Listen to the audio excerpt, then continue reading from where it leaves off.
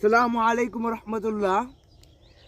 এই যে পরিবেশ, এই পরিবেশে শীতকালে কিন্তু আমাদের শরীরের স্বাস্থ্যটা আহ, একটু নরম হয়ে যায়।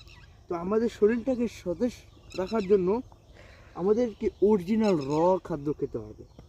আমরা আমাদের যে পরিবেশ, এই পরিবেশে এখানে কি মূলা, তারপরে পাট, এই কলই শাক ওইদিকে আছে, লাল শাক আছে, ওইদিকে আবার আমরা সিম উৎপাদন করছি।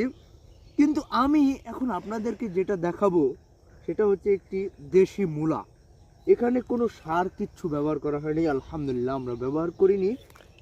আমরা এই দেখেন, এই যে আমরা প্রাকৃতিক যে উপাদানে যে সারটি তৈরি হয় ওই সারটি আমরা এখানে দেওয়ার একটা চেষ্টা করছি, ইনশাল্লাহ আমরা তাও পারছি।